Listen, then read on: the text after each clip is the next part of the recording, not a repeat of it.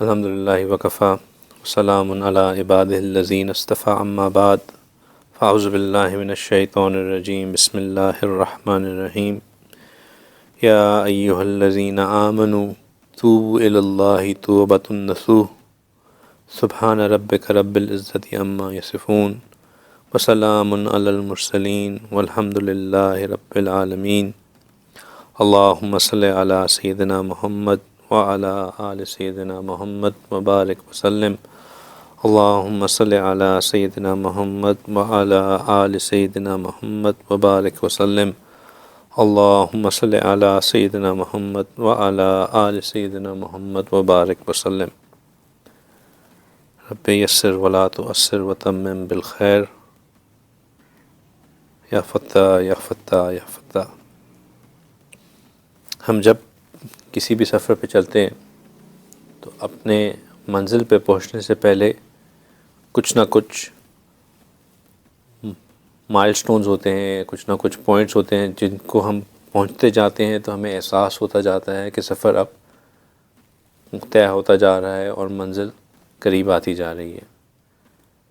ہم یہاں سے شارجہ جا رہے ہوں تو شارجہ جاتے ہوئے پہلے جب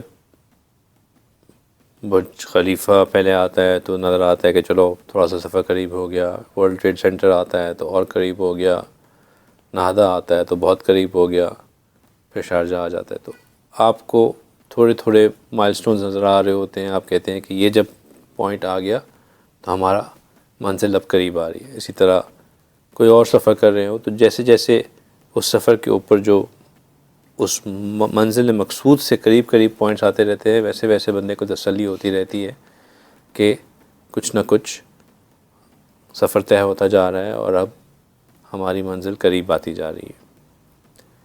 اسی طرح جب ہم اللہ کے قریب جانے کا سفر کرنا شروع کرتے ہیں، اللہ کے قرب حاصل کرنے کا سفر شروع کرتے ہیں تو اس سفر کو پہنچنے کے لیے بھی کچھ نہ کچھ مقامات ہیں جن کا آنا ضروری ہوتا ہے، اور جیسے جیسے وہ مقامات آتے جاتے ہیں انسان کی زندگی میں ویسے ویسے انسان کے درجات بڑھتے جاتے ہیں، اور جب درجات بڑھتے جاتے ہیں یا جب انسان اس مقام پہ پہنچ جاتا ہے تو اللہ تعالیٰ کا قرب حاصل ہونے کی تسلی بندے کو پہنچتی جاتی ہے کہ بھائی اب مجھے یہ مقام بھی مل گیا، یہ مقام بھی مل گیا، میں اس مقام پہ بھی پہنچ گیا، اس درجے پہ بھی آ گیا، تو میں نے سفر کچھ طے کر لیا، اب اللہ کا وصل حاصل کرنا میرے لیے اور آسان ہو گیا۔ تو یہ جو مقامات ہیں ان کو جو ہمارا راہ سلوک ہے جس پہ ہم چل رہے ہیں، مشائخ نے لکھا ہے کہ یہ 10 مقامات ہیں جن کو ہر سالک کو ان کے اوپر سے گزرنا ہوتا ہے اللہ تک پہنچنے کے لیے، اور یہ مقامات ہیں توبہ، انابت یعنی کہ رجوع اللہ، زہد، مجاہدہ یعنی کہ ریاضت، ورع یعنی کہ تقوی اختیار کرنا، صبر، شکر، توکل، تفویض اور رضا۔ یہ تمام وہ مقامات ہیں، 10 مقامات جن سے گزر کے بندے کو اللہ سبحانہ تعالیٰ تک پہنچنا ہوتا ہے۔ جب بندے کے اندر یہ مقامات کے اثرات آ جاتے ہیں، جب بندے کے اندر یہ ان مقامات کے اوپر سے سفر گزر جاتا ہے تو پھر وہ اللہ جتنے زیادہ یہ مقامات گزر جاتے ہیں اتنا بندہ اللہ کے قریب ہوتا جاتا ہے۔ پچھلے زمانوں میں سفر مشکل ہوتے تھے، ایک جگہ سے دوسری جگہ جانا ایک اچھا خاصا مجاہدہ ہوتا تھا، دھوپ ہوتی تھی، صحرا ہوتے تھے، چٹیل میدان ہوتے تھے، جن کے پاس سواری ہوتی تھی ان کے لیے تھوڑی سی آسانی ہوتی تھی، لیکن پھر بھی جو ہے سواری کے لیے الگ راہ راست رکھنا، اپنے لیے الگ چیزیں رکھنا، اتنا بوجھ اٹھانا، کچھ دیر لمبی مسافت کر کے اپنے منزل تک پہنچنا، بیچ میں کوئی ڈاکوؤں کا خطرہ، بالکل ویرانے کا خطرہ، ہر جگہ کی مشکلات، مصیبتوں سے گزرنا۔ تو پہلے وقتوں میں اللہ سبحانہ تعالیٰ بندے کے مجاہدہ زیادہ رکھا ہوا تھا، بندے قوی تھے، مضبوط تھے، اللہ تعالیٰ نے ان کو زیادہ ہمتیں دی تھیں، اور اس لیے ان کے لیے مشکلات بھی زیادہ تھیں۔ اب اللہ تعالیٰ نے ہمارے لیے آسانیاں پیدا کر دیں، ایک جگہ سے دوسری جگہ بہت آسان ہو گیا۔ ہم آج ابھی فیصلہ کریں کہ ہم نے اپنے ملک واپس جانا ہے تو رات اگلے دن صبح ہونے سے پہلے ہم وہاں پہنچ چکے ہوں گے، کوئی نہ کوئی فلائٹ مل جائے گی، 2-3 گھنٹے کا سفر ہوگا، آرام سے جا سکیں گے۔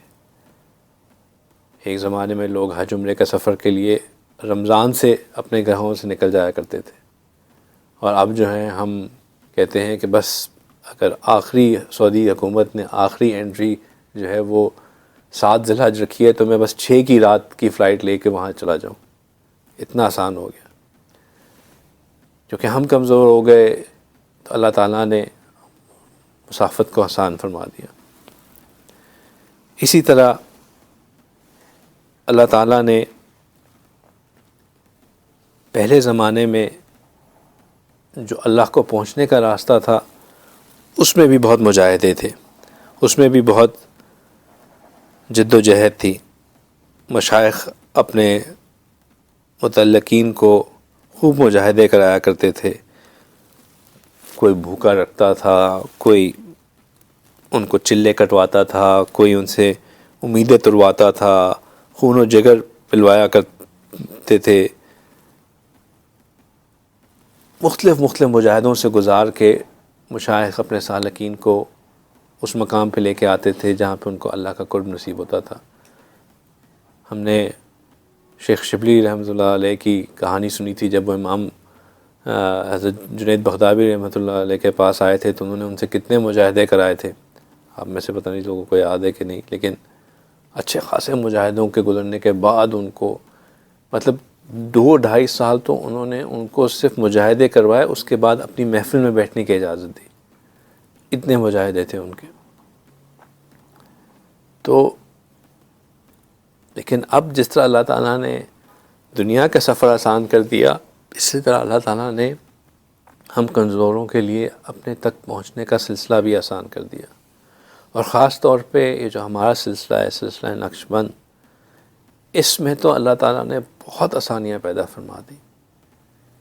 اللہ تعالیٰ نے اپنی اتنی رحمت ڈالی کہ اگر سالک یہ جو ہمارے اسباق ہیں، جو ہمارے معمولات ہیں، صرف انہی پہ باقاعدگی اختیار کر لے، اسی میں دوام اختیار کر لے، تو اللہ تعالیٰ انہی کی برکت سے اور شیخ کی صحبت سے اللہ تعالیٰ جو ہے وہ سالک کو یہ پورا کا پورا سلوک طے کروا دیتے ہیں۔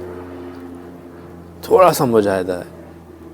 تو اب جو ہم بات کرنا شروع کریں گے وہ بات کریں گے کہ یہ جو 10 مقامات ہیں یہ ہیں کیا کیا، اور ہر مقام کی تفصیل کو کھول کے بیان کریں گے تاکہ ہمیں سمجھ میں آنا شروع ہو کہ یہ جو اللہ تک سفر کاٹنا ہے، اس سفر کو کاٹنے میں ہمیں کن چیزوں کا استحضار ہونا چاہیے، کیا کیا چیزیں ہمیں اپنے اندر لے کے آنی چاہیے۔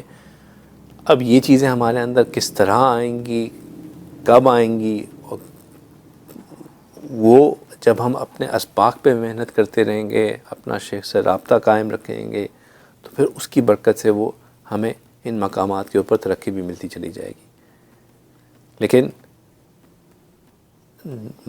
علم کا ہونا بندے کو کام کا کرنا آسان کر دیتا ہے، تو کیونکہ ہمیں علم ہونا چاہیے کہ یہ مقامات ہیں کیا، تو اس لیے ہم ان مقامات 10 مقامات کے اوپر ہم بات کریں گے۔ ہر جمعے کو ایک مقام کے اوپر بات کیا کریں گے انشاءاللہ۔ تو پہلا مقام جو ہے وہ ہے توبہ۔ اللہ سبحانہ تعالیٰ نے قرآن مجید میں فرمایا، جو آیت ہم نے تلاوت کی کہ یا ایھا الذین آمنوا توبوا الی اللہ، کہ یا اے ایمان والو اللہ سبحانہ کی طرف توبہ اختیار کرو۔ اور کون سی توبہ؟ توبۃ النصوح، اور وہ توبہ جو کہ توبۃ النصوح۔ اب یہ توبۃ النصوح ہے کیا، کیسے حاصل ہوتی ہے، کیا کرنا ہے، اس کے بارے میں آج ہم انشاءاللہ تفصیل سے بات کریں گے۔ اللہ سبحانہ تعالیٰ نے انسان کو جب بنایا تو اس کے علاوہ اللہ تعالیٰ نے 2 اور مخلوق بھی بنائیں، ایک ملائکہ بنائے اور ایک جنات بنائے۔ ملائکہ کو اللہ تعالیٰ نے سراسر خیر بنایا اور جنات میں شیاطین کو سراسر شر بنایا. لیکن جب انسان کو بنایا تو اللہ سبحانہ تعالیٰ نے انسان کو خیر اور شر کا مجموعہ بنایا،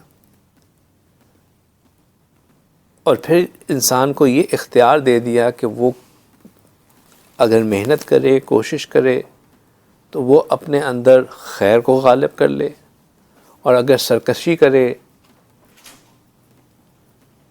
گناہ کرے، تو اپنے اندر شر کو غالب کر لے. یہ پھر انسان کے اوپر جو ہے وہ بات چھوڑ دی گئی. تو انسان جو ہے وہ شر اور خیر دونوں کا مجموعہ ہے.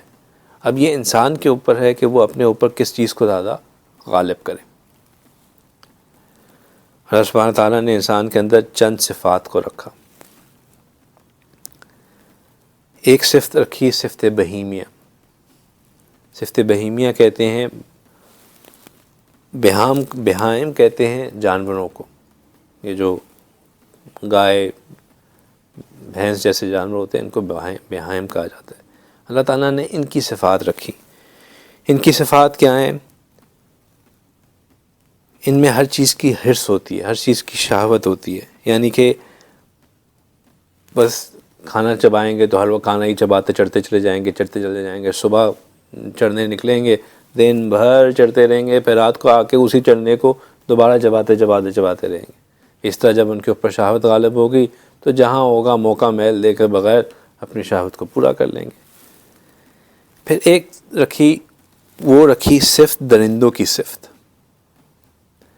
اور وہ صفت ہے جب درندوں میں غضب ہوتا ہے، غصہ ہوتا ہے، کینہ ہوتا ہے، ظلم کرنے کا، قتل کرنے کا. تو جب انسان کے اندر یہ صفات آ جاتی ہیں تو وہ درندے کی صفت کی مانند ہوتی ہیں کہ اپنے سے کمزور کے اوپر غالب آ جاؤ، اس کو چیر پھاڑ دے، اس کو اپنے نیچے کر کے جو کرنا ہے کر لے. پھر ایک صفت شیطانی رکھی جو کہ حسد ہے، مکر و فریب ہے، فساد ہے، حیل و حجت ہے. اس طرح کی جتنی بھی صفات ہیں یہ صفت شیطانی ہے. پھر ایک صفت انسان کے اندر رکھی، وہ صفت ربوبیت ہے کہ انسان کے اندر انا ہو، فخر ہو، اپنی تعریف کرنے کی خواہش ہو، لوگوں سے اپنی تعریف سننا اس کو پسند ہو. تو یہ صفات جو ہیں اصل میں یہ صفات تو اللہ سبحانہ تعالیٰ کو زیب دیتی ہیں، جس نے اس تمام کائنات کو بنایا ہے، جو ہر چیز کا خالق ہے. لیکن جب انسان اپنے اندر کوئی بڑائی محسوس کرنا شروع کر دے، اپنے آپ کو بڑا محسوس کرنا شروع کر دے، تو اصل میں وہ یہ کہہ رہا ہوتا ہے کہ اعرفونی، کہ مجھے پہچانو کہ میں ہوں کون، میں کیا وہ. لیکن اصل میں وہ اس کی اندر کی ایک جانور کی صفت ہوتی ہے جو کہ باہر آ رہی ہوتی ہے. تو ان صفات کی وجہ سے اگر تو یہ صفات آؤٹ آف کنٹرول ہو جائیں تو انسان کا شر غالب آ جاتا ہے، اور اگر یہ صفات ان کنٹرول رہیں اور ان کو انسان صحیح چینل کر لے تو پھر انسان کی خیر اس کے اوپر غالب آ جاتی ہے. اور جب یہ صفات آؤٹ آف کنٹرول ہو جاتی ہیں اور یہ صفات ڈومیننٹ ہو جاتی ہیں تو انسان گناہ کا مرتکب ہو جاتا ہے. اب گناہ ایسی چیز ہے جس کی سزا مل کے ہی رہتی ہے. کوئی گناہ ایسا نہیں ہوتا جس کی سزا نہ ملے. اللہ سبحانہ تعالیٰ دنیا میں بھی سزا دیتے ہیں اور بندے کو آخرت میں بھی سزا ہوتی ہے. اب دنیا میں جو انسان کو سزا ہوتی ہے اس کی کچھ اقسام ہیں، اس کی کچھ درجات ہیں اور کچھ اقسام ہیں. سب سے پہلی سزا جو انسان کو ملتی ہے وہ یہ ہوتی ہے کہ اس کے اللہ سے سامنے دعا مانگنے کی جو اس کی کیپیبلٹی ہے، اللہ تعالیٰ اس کو سلب کر لیتے ہیں. اللہ تعالیٰ مناجات سے محرومی فرما دیتے ہیں. پہلی سزا بندے کو کیا ملتی ہے کہ اللہ تعالیٰ مناجات سے محرومی فرما دیتے ہیں.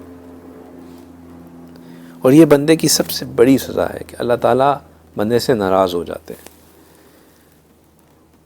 اگر مالک بندے سے ناراض ہو جائے تو اس سے بڑی کوئی سزا ہو سکتی ہے؟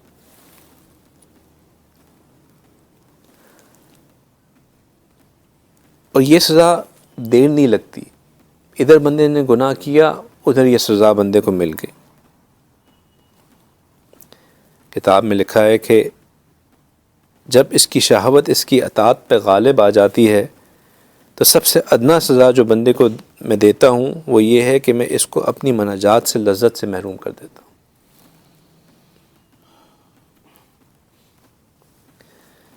پھر اس کے بعد جو ہے وہ انسان کی تکبیر اولیٰ قضا ہونا شروع ہو جاتی ہے، باجماعت نماز قضا ہونا شروع ہو جاتی ہے، اور پھر آہستہ آہستہ دوسرے گناہ بھی آنا شروع ہو جاتے ہیں۔ بنی اسرائیل میں ایک عالم تھا، اس کا واقعہ کتابوں میں لکھا ہے کہ وہ یہ تو جانتا تھا کہ جب بندہ گناہ کرتا ہے تو اللہ تعالیٰ نیکی کی توفیق چھیننا شروع کر دیتے ہیں۔ تو اس کو ایک گناہ کی عادت پڑی، لیکن اس نے جو اس کے معمولات تھے، جو اس کی نیکیاں تھیں، جو جس طرح اللہ سے اس کی تعلق تھا، اس نے اس پہ بھی نظر رکھنا شروع کر دی کہ کون سا میری نیکی جو ہے وہ کم ہو رہی ہے۔ اب وہ گناہ کرتا رہا لیکن اس کی کوئی بھی جو نیکیاں تھیں اس میں کمی نہیں آئی۔ تو اس نے 1 سال کے بعد جب مشاہدہ کیا اور اس کو کسی بھی اپنی نیکی میں کمی محسوس نہیں ہوئی، تو اس نے اللہ سے کہا کہ یا اللہ آپ کتنے عظیم ہیں کہ میں گناہ میں بھی لگا ہوا ہوں اور آپ میری نیکیوں کو بھی کم نہیں کر رہے۔ تو اللہ سبحانہ تعالیٰ نے اس کے دل میں الہام فرمایا کہ کہا کہ اے میرے بندے، تو غور کر کہ وہ جو رات کو اٹھ کے آخری پہر میں تو مجھ سے رو رو کے مانگتا تھا، وہ رونا تیرے سے چھین لیا گیا ہے۔ تو اللہ سبحانہ تعالیٰ نے سب سے پہلی چیز جو کر لی کہ وہ اللہ کے سامنے جو رونے کی توفیق تھی، وہ جو دل کی نرمی تھی بندے کے دل سے، اسی کو سلب کر لیا، دل کو ہی پتھر کر دیا۔ اب باقی صرف جو ہے روٹین رہ گیا، جو کیفیت تھی وہ سلب ہو گئی۔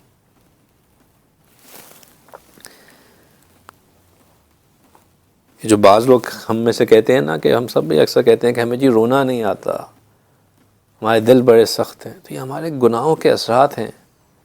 اگر کسی ماں کا بیٹا فوت ہوا ہو تو کوئی اس کو جو ہے وہ اس کے سامنے آ کے کس سے کہانیاں سنائے گا کہ اس کو رونا ہے؟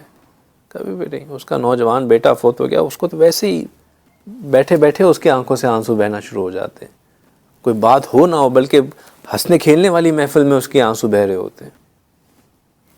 تو اسی طرح جب بندہ اللہ سے جڑ جاتا ہے تو اللہ کی محبت اس کو آنسو دلاتی ہے، اور جب بندے کے گناہ پہ ظلمت چھائی ہوتی ہے، گناہ کی ظلمت دل پہ چھائی ہوتی ہے، تو پھر آگے سخت سے سخت بات کی جا رہی ہو لیکن انسان کو رونا نہیں آتا۔ دوسری سزا جو انسان کو گناہوں سے ملتی ہے وہ یہ ہے کہ اللہ سبحانہ تعالیٰ اعمال کی توفیق چھیننا شروع کر دیتے ہیں۔ یہ سٹیپ نمبر 2 ہوتا ہے۔ پھر تلاوت کرنے کو دل نہیں چاہتا، تلاوت کرنے کو موقع نہیں ملتا، تلاوت کرنے کا خود دل میں خیال بھی ہوتا ہے لیکن وقت ہی نہیں نکل رہا ہوتا کہ تلاوت کر رہے ہیں۔ بندہ تلاوت کر بھی لے تو اس کے بعد پھر قرآن کو سمجھنے کی توفیق نہیں ملتی، سمجھ لے تو اس پہ عمل کرنے کی توفیق نہیں ملتی۔ تو گناہوں کی وجہ سے انسان جو خیر اس کو پانی چاہیے تھی وہ نہیں پا سکتا۔ باجماعت نماز پڑھنے کا کوئی نہ کوئی عذر آ جاتا ہے، بندہ باجماعت نماز نہیں پڑھ سکتا، سستی چھا جاتی ہے، وہ کہتے ہیں کہ جی آج مجھے باجماعت نماز نہیں پڑھی۔ کہنا یہ چاہیے کہ آج مجھے باجماعت نماز پہ بلایا ہی نہیں گیا۔ سوچنا چاہیے کہ آج میری باجماعت نماز کیوں چھوٹی، کیا وجہ بنی جو میں آج نماز پہ پہنچ ہی نہیں پایا۔ یہ کوئی نہ کوئی گناہ ہوتا ہے جو ہمیں روک کے رکھتا ہے۔ تہجد پہ نہیں اٹھ پاتے۔ تہجد پہ اللہ سبحانہ تعالیٰ، حدیث شریف میں آتا ہے کہ اللہ سبحانہ تعالیٰ جن بندوں کی تہجد کا وقت وہ وقت ہوتا ہے جس میں اللہ سبحانہ تعالیٰ اپنے بندے کی منہ سے نکلی ہوئی ہر بات کو پورا کرتے ہیں۔ ہر بات کو اللہ سبحانہ تعالیٰ بندے کی قبول فرماتے ہیں، اس کے بدلے اس کو اجر لکھ دیا جاتا ہے، خواہ اس کو اس دنیا میں ملے یا آخرت میں ملے۔ لیکن اللہ سبحانہ تعالیٰ فرشتوں کو بھیجتے ہیں کہ میرے فلاں بندے کو اٹھا دو، میرے فلاں بندے کو اٹھا دو۔ وہ کچھ لوگوں کو بھیجتے ہیں کہ میرے فلاں اس بندے کو تھپکیاں دے کے سلا دو کہ ہم اس وقت اس کی آواز ہی نہیں سننا چاہتے۔ تو یہ جو تہجد پہ نہ اٹھنا ہے، یہ الارم کا مسئلہ نہیں ہے کہ ہمارے الارم کلاک جو ہیں وہ بجتے نہیں ہیں، یا گھڑی کے ساتھ کوئی مسئلہ ہے، میں 3 الارم کلاک لگاؤں تو پھر شاید میں اٹھ جاؤں۔ یہ ہمارے گناہ ہیں۔ جب بندہ گناہوں سے توبہ کر کے اللہ کی طرف بڑھتا ہے تو پھر اللہ تعالیٰ تہجد کی خود بخود توفیق نصیب فرما دیتے ہیں۔ اگر ہمیں تہجد نہیں ملتی تو یہ فکر کا مقام ہے، سوچنے کا مقام ہے کہ میری زندگی میں کیا ایسا ہو رہا ہے جس کی وجہ سے مجھے تہجد نہیں مل رہی۔ تیسری سزا جو بندے کو ملتی ہے گناہوں کی وجہ سے وہ یہ ہے کہ بندے کے رزق میں تنگی ہونا شروع ہو جاتی ہے۔ رزق میں تنگی سے مراد یہ نہیں ہوتی کہ انسان کے پاس پیسہ کم ہونا شروع ہو جاتا ہے، وہ بھی ہوتا ہے، لیکن بعض اوقات بہت پیسہ ہونے کے باوجود اس رزق میں برکت نہیں ہوتی ہے۔ مال ہوتا ہے، مال میں خیر نہیں ہوتی، مال ہوتا ہے، مال میں برکت نہیں ہوتی، نحوست ہوتی ہے۔ اللہ سبحانہ تعالیٰ فرماتے ہیں وَمَنْ أَعْرَضَ عَنْ ذِكْرِي فَإِنَّ لَهُ مَعِيشَةً ضَنْكًا، کہ جو میرے ذکر سے منہ پھیر لے گا تو اس کی زندگی بھی تنگ ہو جائے گی۔ حدیث شریف میں آتا ہے ان العبد لا يحرم الرزق بالذنب يصيبه، کہ جو شخص گناہ کرتا ہے وہ اس کے رزق سے محروم کر دیا جاتا ہے جو اسے پہنچنے والا ہوتا ہے۔ آج ہم میں سے کتنے زیادہ لوگ اپنے رزق میں بے برکتی کی وجہ سے پریشان ہیں کہ ہمارے گناہ ہیں جو ہمیں اس طرف لے کے جاتے ہیں۔ 3 سزائیں ہو گئی۔ چوتھی سزا جو گناہ کی وجہ سے ملتی ہے وہ یہ ہوتی ہے کہ اللہ تعالیٰ مخلوق میں ذلیل کرنا شروع کر دیتے ہیں۔ جو لوگ منہ پہ پہلے عزت کے کلمات پڑھتے تھے وہ پیٹھ پیچھے جو ہے آپ کے برائی کرنے کے سے نہیں تھکتے۔ جو ایک زمانے میں آپ کی تعریفیں بھرتے تھے وہ اب آپ کو آپ کی برائی کرنے سے نہیں بھرتے۔ موقع ملتا ہے آپ کو ذلیل کرنا شروع کر دیتے ہیں، جس محفل میں بیٹھتے ہیں آپ کی برائی کرنا شروع کر دیتے ہیں۔ ایک طرف تو آپ کے بڑی تعریفیں کرنے والے، آپ کی واہ واہ کرنے والے، اور ایک طرف آپ کے اوپر اس قدر تنقید کرنے والے، اس قدر آپ کو جو ہے وہ نیچلا دکھانے والے۔ تو یہ جو انسان لوگوں میں ذلیل ہونا شروع ہو جاتا ہے یہ انسان کے گناہ ہوتے ہیں۔ حضرت عائشہ رضی اللہ تعالیٰ عنہ فرماتی ہیں کہ جب بندہ اللہ تعالیٰ کی نافرمانی کرتا ہے تو تعریف کرنے والا بھی ہجوم کرنے لگ جاتا ہے۔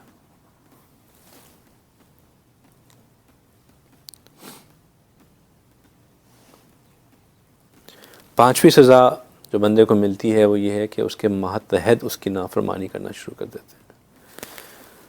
پھر بندے کی اولاد اس کی بات ماننا چھوڑ دیتی ہے، بندے کی بیوی اس کی نافرمان ہو جاتی ہے، اس کی بات نہیں سنتی، اس کے کام کرنے والے اس کے ماتحت جو لوگ ہوتے ہیں وہ اس کے نافرمان ہو جاتے ہیں۔ فضیل بن عیاض رحمۃ اللہ فرماتے ہیں کہ اپنے گناہوں کو اثر کو میں نے اپنی بیوی، بچوں اور ماتحتوں میں دیکھا، حتیٰ کہ میں نے اپنے سواری کے جانوروں پر بھی محسوس کیا۔ وہ کہتے ہیں کہ جب میں نے جس دن اگر میری بیوی یا میرے بچوں یا میرے ماتحتوں میرے غلاموں میں سے کوئی میری نافرمانی کرتا تھا تو میں غور کرتا تھا کہ میں نے اپنے رب کی کیا نافرمانی کی جس کی وجہ سے جو میرے ماتحت ہیں انہوں نے میری نافرمانی کی۔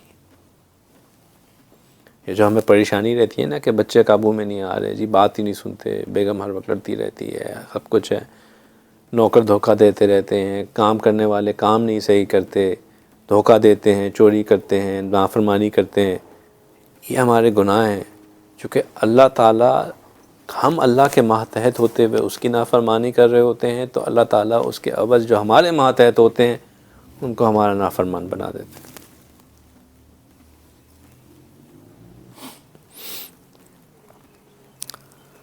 اور اس سے بڑھ کر جو سزا ہے وہ یہ ہے کہ بندے پہ اللہ کی لعنت درستی ہے۔ الا لعنت اللہ علی الظالمین، کہ جان لو کہ اللہ کی لعنت ظالمین پہ ہے۔ اور اس لعنت کا نتیجہ یہ ہوتا ہے کہ بندہ ایک گناہ سے نکل کے دوسرے گناہ میں چلا جاتا ہے، ایک گناہ سے نکل کے دوسرے گناہ میں داخل ہوتا ہے، گناہوں کا سلسلہ ختم ہی نہیں ہوتا، چھوٹے گناہ سے بڑے گناہ میں، بڑے گناہ سے اس کے بڑے گناہ پہ۔ ایک جھوٹ بولتا ہے، اس جھوٹ کو کور اپ کرنے کے لیے 100 اور جھوٹ بولنے پڑتے ہیں، پھر ان سارے جھوٹوں کو سمانے کے لیے کوئی ایسا عمل کرنا پڑ جاتا ہے جو کہ وہ بھی غلط ہوتا ہے، وہ بھی معصیت ہوتی ہے.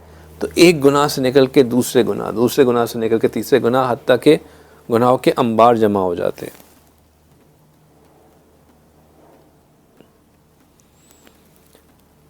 تو ان سزاؤں سے بچنے کے لیے، ان سزاؤں کو اپنے زندگی سے نکالنے کے لیے، اگر بندہ اپنے محسوس کرے کہ میں اب پھنس چکا ہوں، اس دلدل میں گھس چکا ہوں، تو اللہ تعالیٰ نے مایوسی نہیں رکھی. اللہ تعالیٰ نے اس دلدل سے نکلنے کے لیے، جب بندہ پھنسا ہو، اس تمام مصیبتوں میں اپنے آپ کو پائے، وہاں سے نکلنے کے لیے بھی اللہ تعالیٰ نے ذریعہ رکھا ہے. اور وہ ذریعہ کیا ہے؟ وہ ذریعہ ہے توبہ. اور کون سی توبہ؟ توبۃ النصوح. اب یہ توبۃ النصوح ہے کیا؟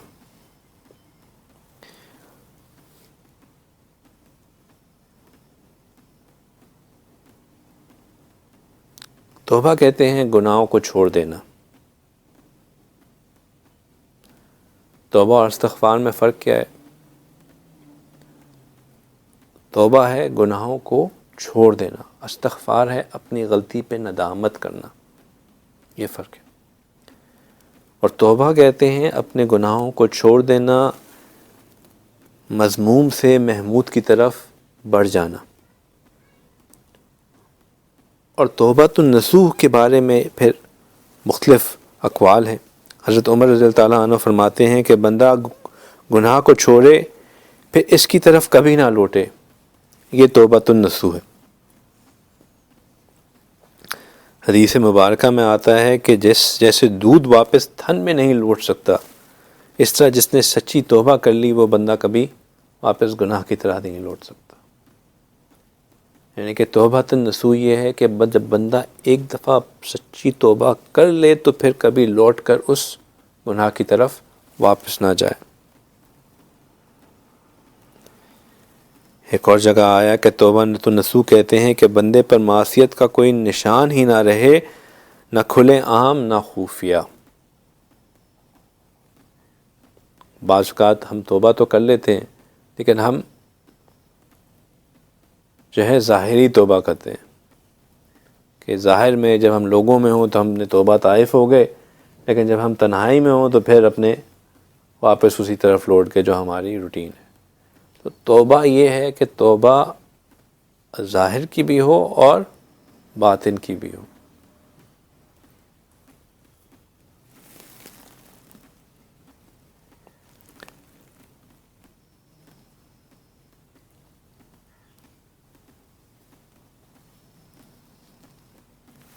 ایک اور جگہ لکھا کہ توبۃ النصوح یہ ہے کہ جس طرح ہم گناہ کرتے تھے ہم اس طرح ان گناہوں کو چھوڑ دیں، اور جس طرح ہم ان گناہوں سے لطف اندوز ہوتے تھے اسی طرح ہم ان گناہوں سے نفرت کرنا شروع کر دیں. کہ مثال کے طور پہ اگر کسی کو موویز دیکھنا اچھا لگتا تھا یا میوزک سننا اچھا لگتا تھا، تو جس طرح ایک زمانے میں اس میوزک کو سن کے مزہ آتا تھا، اب اسی میوزک کا نام سن کے دل میں کراہت پیدا ہو، یہ توبۃ النصوح.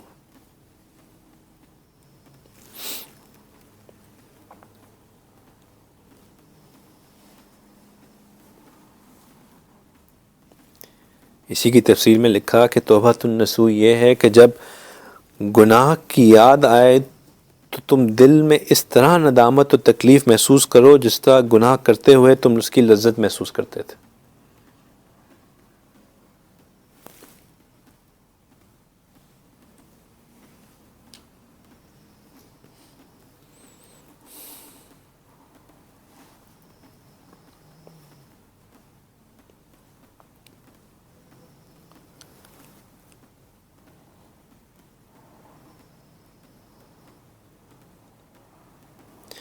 ایک اور جگہ لکھا کہ توبۃ النصوح یہ ہے کہ گناہ کو اس کی بدصورتی کی وجہ سے چھوڑ دیا جائے، اور جو گناہ ہو گئے ان پر ندامت ہو، اور اگر گناہ کو چھوڑ دینے کا پکا ارادہ ہو اور جتنا ممکن ہو دوبارہ نیک اعمال کر کے اس کا ادراک کرے. اب توبۃ النصوح میں ضروری کیا چیز ہے؟ توبۃ النصوح کے لیے ضروری ہے استغفار. چونکہ بندہ نادم میں نے کیا بتایا کہ گناہوں کو چھوڑ دینا کا ارادہ توبہ ہے، اور غلطی کے اوپر نادم ہونا استغفار ہے۔ چھوڑنے کے لیے سب سے پہلا سٹیپ کیا ہے کہ بندہ نادم ہو، اور نادم ہونے کے لیے ضروری کیا ہے کہ بندہ استغفار کرے۔ تو توبۃ النصوح کے لیے جو چیز بہت ضروری ہے وہ ہے کثرت الاستغفار۔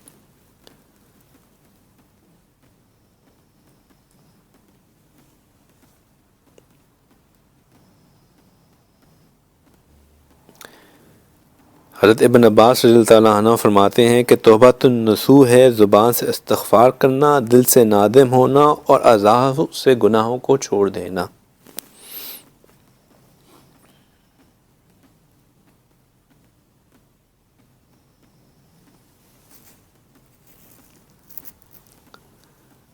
روح البیان میں اس تمام چیزوں کو اس طرح سمیٹا گیا ہے کہ توبۃ النصوح یہ ہے کہ توبہ اس طرح کی جائے کہ پچھلے گناہوں پہ رونا اور تڑپنا، اور اس گناہ میں دوبارہ ملوث ہونے سے ہمیشہ ڈرتے رہنا، بری صحبتوں کو ترک کرنا، اور اہل صالح کی ہم نشینی اختیار کرنا۔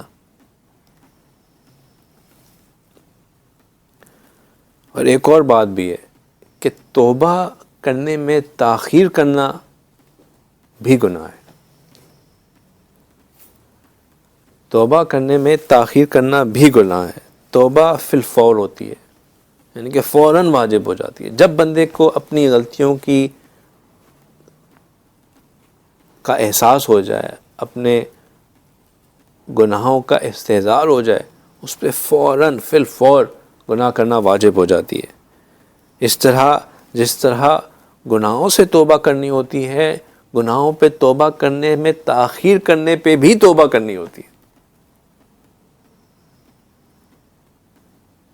بندہ یہ کہ ابھی تو میں جوان ہوں، ابھی تو بڑی دن ہے، جب بوڑھے ہوں گے حج کریں گے اس کے بعد پھر توبہ طائف ہو جائیں گے، یہ جو ڈیلے کرنا ہے یہ بھی گناہ ہے۔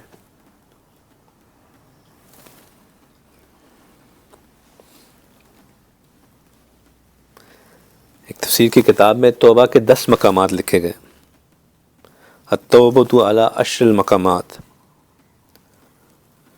کہتے ہیں کہ الخروج من الجاہل، کہ سب سے پہلا مقام یہ ہے کہ جہالت سے نکلنا۔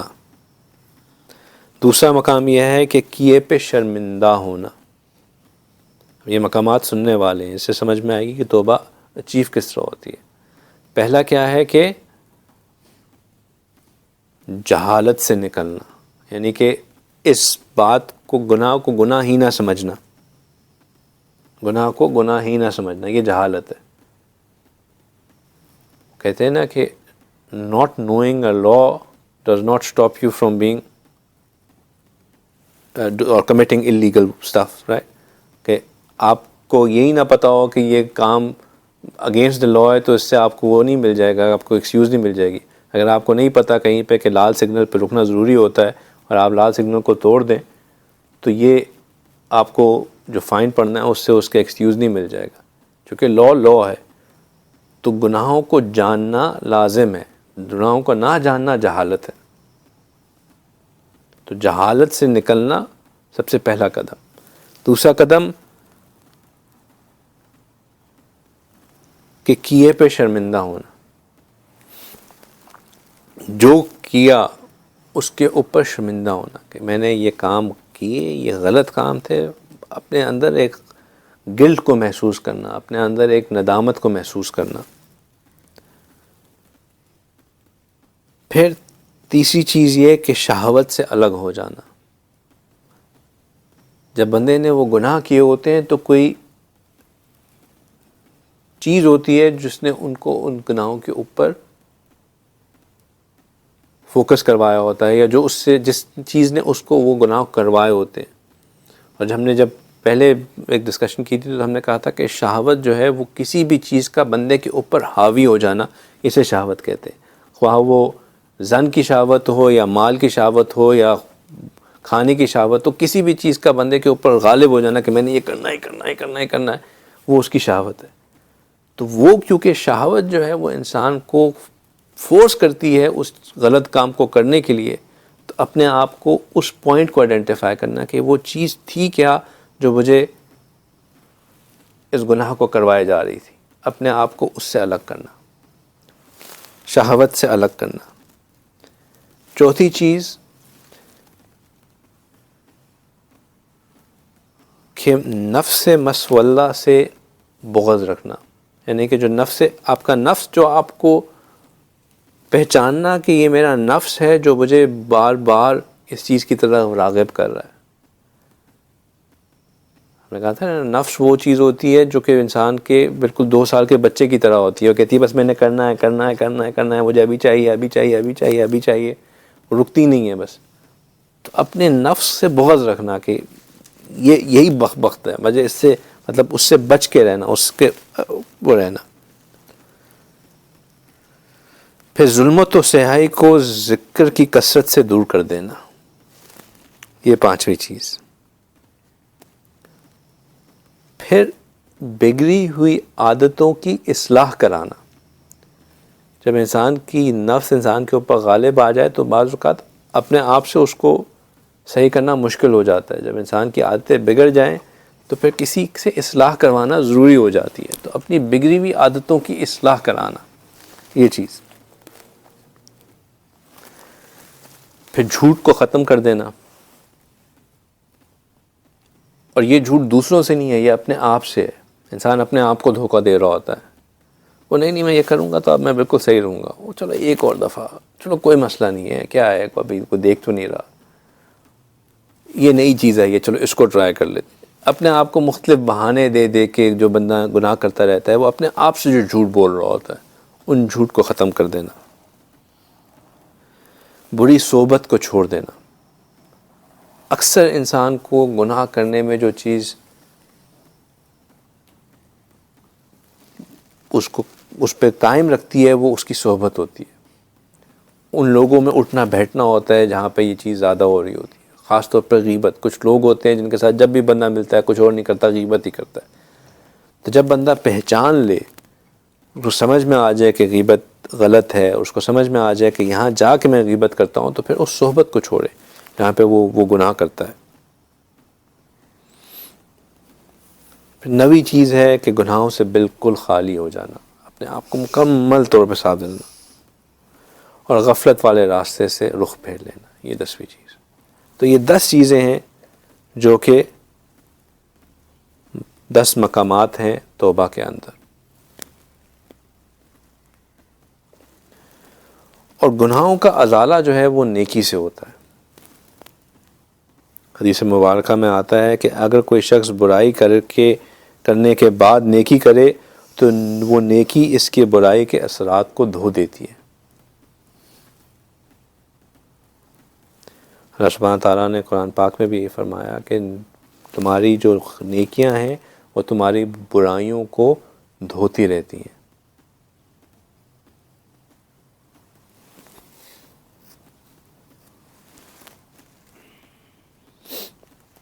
وہ کسی نے بڑا زبردست اس کو اینیمیٹ کیا کہ اگر ایک پینسل امیجن کریں جس کی ایک پینسل کی ٹپ ہے اور دوسری طرف اس کا ربڑ لگا ہوا ہے، اور وہ پینسل اگر سرکولر موشن میں گھوم رہی ہو، یعنی کہ اپنے ایکسس کے اوپر ہی گھوم رہی ہو، تو ایک سائڈ جو ہے وہ ڈارک لائن لگاتی جائے گی اور دوسری ربڑ والی سائڈ جو ہے اسی لائن کو مٹاتی جائے گی۔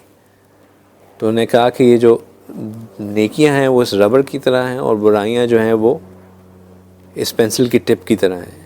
جیسے جیسے وہ ٹپ لائن لگاتی جائے گی، وہ جو نیکیاں جو ہیں وہ اس کو مٹاتی چلی جائیں گی۔ تو نیکیاں برائیوں کو مٹا دیتی ہیں۔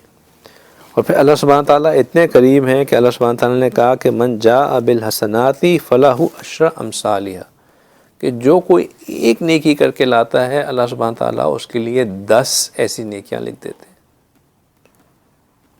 تو ہم گناہ تو ایک کرتے ہیں، لیکن جب ہم اس کے اوپر کوئی نیکی کرتے ہیں تو اللہ تعالیٰ نہ صرف اس گناہ کو مٹا دیتے ہیں بلکہ اس کے بدلے 9 اور نیکیاں بھی لکھ دیتے ہیں۔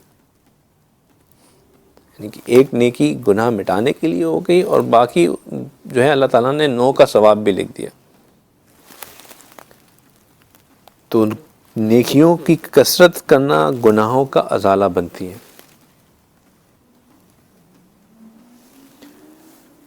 حضرت عبداللہ بن مسعود رضی اللہ تعالیٰ عنہ فرماتے ہیں کہ جنت کے 8 دروازے ہیں، ہر دروازہ کھلتا بھی ہے اور بند بھی ہوتا ہے، سوائے باب التوبہ کے کہ اللہ رب العزت ہر وقت بندے کے لیے اس دروازے کو کھول کے رکھتے ہیں۔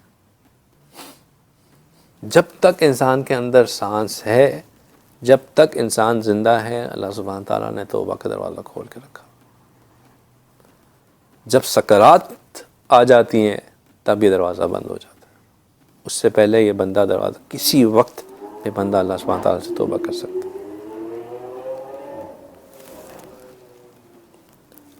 اب تائب ہوتا کون ہے، توبہ کرنے والا ہوتا کون ہے؟ ایک حدیث شریف میں حضرت ابن مسعود رضی اللہ تعالیٰ عنہ سے روایت ہے کہ انہوں نے فرمایا کہ انہوں نے رسول اللہ صلی اللہ علیہ وسلم ایک جگہ جمع ہوئے تھے صحابہ کے درمیان، تو انہوں نے صحابیوں سے پوچھا کہ اتدرون من التائب، کہ کیا تم جانتے ہو کہ تائب کون ہوتا ہے؟ تو صحابہ اکرام نے فرمایا کہ اللہ اور اللہ کے رسول بہتر جانتے ہوں گے، آپ ہمیں بتا دیں۔ آپ صلی اللہ علیہ وسلم نے فرمایا کہ ایک بندہ توبہ کرے، پھر جن لوگوں سے اس کی کچھ مسئلے مسائل ہوں وہ ان کو طے نہ کرے تو وہ بندہ تائب نہیں ہوتا۔ کہ بندہ توبہ کرے لیکن اگر لوگوں سے اس کے کچھ مسئلے مسائل ہوں اور ان سے طے نہ کرے تو وہ تائب نہیں ہوتا، جب تک کہ وہ اپنے جھگڑوں کو سمیٹ نہ لے۔ تو توبہ کی ایک اور کنڈیشن یہ ہے کہ اگر ایک توبہ ہے حقوق اللہ کے اوپر توبہ کرنا، اور اس کے لیے تو وہ جو ہم نے ابھی شرائط دیکھی وہ ان سے پوری ہو جاتی ہیں کہ بندہ جو ہے اپنے گناہوں کو پہچانے، اپنے گناہوں پہ نادم ہو، اللہ سے حقیقی معافی طلب کرے اور استغفار کرے، تو اس سے بندہ حقوق اللہ کے اوپر تو توبہ اس کو مل جاتی ہے۔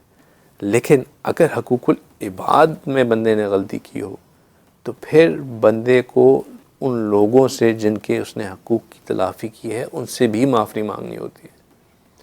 اب اس میں یہ نہیں ہے کہ آپ ہر ایک کو جا کے کہیں کہ جی میں نے آپ کے ساتھ یہ کیا تھا، یہ کیا تھا، یہ کیا تھا، اس لیے اب آپ مجھے معاف کر دیں۔ بعض اوقات آپ نے لوگوں کے ساتھ برا کیا ہوتا ہے، ان کو پتہ بھی نہیں ہوتا، اب جا کے آپ ہر ایک کو بتانا شروع کر دیں تو الٹا آپ سے اور ناراض ہو جائیں، اچھا تم نے میرے سے یہ بھی کیا تھا۔ اس کا یہ طریقہ ہے کہ آپ جائیں اور لوگوں سے کہیں کہ آپ کے میرے اوپر بہت حقوق تھے، میں ان حقوق کو ادا تو نہ کر سکا، آپ مجھے معاف فرما دیں۔ تو لوگوں سے گناہوں اپنے ان کے حقوق کی عدم ادائیگی کے اوپر ان سے معافی مانگنا بھی ضروری ہے۔ پھر آپ صلی اللہ علیہ وسلم نے فرمایا کہ جو توبہ کرے لیکن اپنا لباس نہ بدلے تو اس نے تائب نہیں۔ لباس نہ بدلے یعنی کہ جس طرح جس حلیے میں وہ پہلے رہتا تھا، جس حال میں وہ پہلے رہتا تھا اس حال کو نہ بدلے۔ پھر جو توبہ کرے اور اپنی مجلس نہ بدلے، یعنی کہ اگر وہ اپنی جس برائی کی مجلس میں رہتا تھا خود تو اس نے توبہ کر لی لیکن اپنے ماحول کا نہیں بدلا۔ ڈرنکنگ کی عادت تھی، خود تو توبہ کر لی لیکن ابھی بھی جا کے اپنے انہی دوستوں میں بیٹھتا ہے جو سارے ڈرنک کرتے تھے، تو اس سے اس نے توبہ نہیں کی۔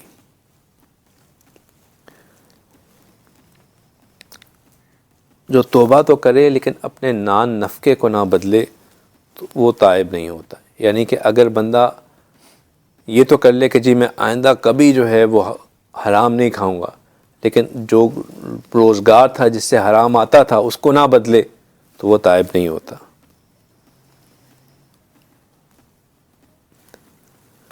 اور جو توبہ کرے اور اپنے اخلاق کو اچھا نہ کرے وہ تائب نہیں ہوتا۔ کہ ہم توبہ تو کر لیں لیکن جو ہماری لوگوں کو دل دکھانے والی عادتیں تھیں، جو ہماری بد زبانی تھی، جو ہمارا غصہ تھا، جو ہمیں دوسروں کو حقیر سمجھنا تھا، وہ ہم اپنے اندر نہ بدلیں تو پھر بھی ہم توبہ نہیں ہوتے۔ اس حدیث شریف میں اچھا ایک اور بات بھی، جو توبہ کرے مگر اپنا دل اور اپنا ہاتھ بڑا نہ کرے وہ تائب نہیں ہوتا۔ یعنی کہ اس میں دل اور ہاتھ بڑا کرنے کا کیا مطلب ہے کہ اس میں گنجائش نہ پیدا کرے۔ دل بڑا کرنے کا مطلب یہ ہے کہ لوگوں کو معاف کرنے والی اس کے اندر خصلت نہ آئے، ہاتھ بڑا کرنے والی یعنی کہ لوگوں کی مدد کرنے والی اس میں خصلت نہ آئے۔